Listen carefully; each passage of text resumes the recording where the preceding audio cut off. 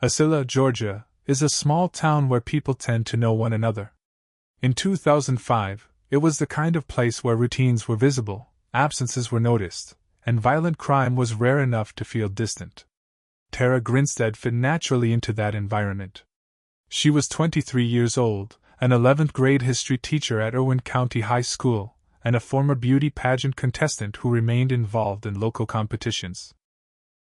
She was known as approachable, driven, and deeply committed to her students. Many described her as someone who planned ahead, someone who did not vanish without explanation. On Saturday night, October 22, 2005, Tara attended a cookout held in a pecan orchard outside of town. Several people saw her there. Nothing about her behavior raised concern. Later that evening, she returned to her home. By Sunday afternoon, she was nowhere to be found. Friends and coworkers grew concerned when she failed to show up for school on Monday. Family members attempted to contact her. When no one could reach her, authorities were notified. The disappearance immediately unsettled the town.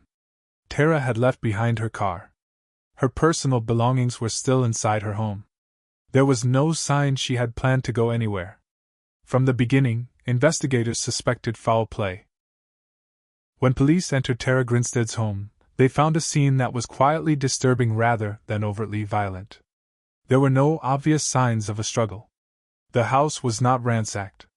Her purse was still there. Her phone was missing. In the kitchen, investigators discovered a latex glove. Forensic testing later revealed that the glove contained Tara's DNA along with DNA from an unknown male. The presence of the glove suggested that someone had been inside the home with intent to conceal evidence. Yet there were no forced entry points. Doors and windows appeared undisturbed. This raised immediate questions about how someone might have gained access to the house without alerting neighbors or leaving visible damage. The Georgia Bureau of Investigation became involved early. Searches were organized. Volunteers combed fields, wooded areas, and abandoned buildings. Helicopters were deployed. Tips poured in from across the state. Despite these efforts, no trace of Tara was found.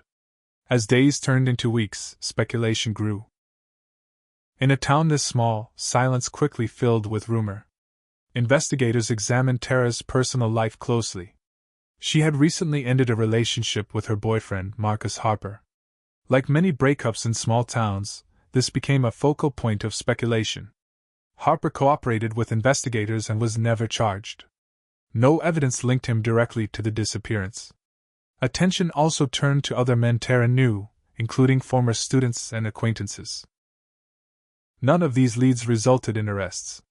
Each promising angle eventually collapsed under scrutiny.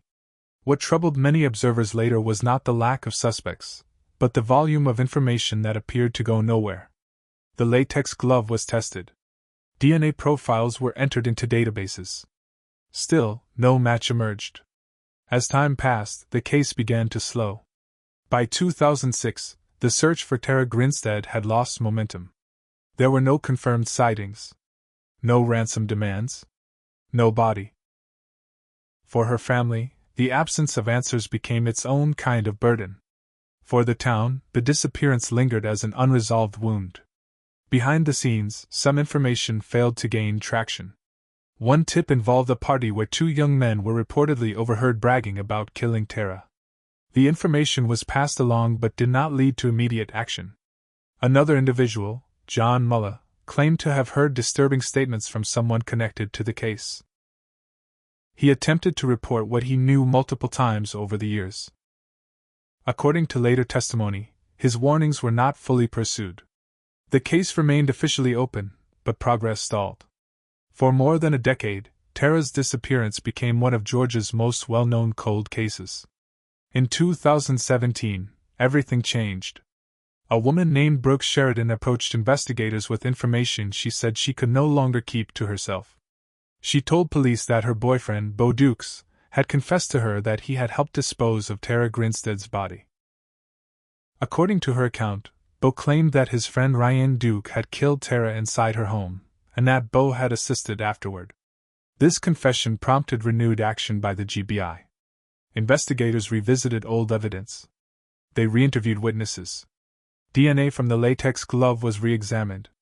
This time, it matched Ryan Duke. Arrests followed quickly. Ryan Duke was charged with murder. Bo Dukes was charged with concealing a death and making false statements. For the first time in over a decade, the case moved forward. Bo Dukes went to trial in 2019. Prosecutors argued that he had knowingly helped cover up the murder and had lied repeatedly to investigators. Witnesses testified about his behavior, his statements, and his attempts to deflect suspicion. John Mullah testified about his earlier efforts to report what he knew. The jury deliberated briefly before finding Bo Dukes guilty. He was sentenced to 25 years in prison. Ryan Duke's case followed a more complicated path.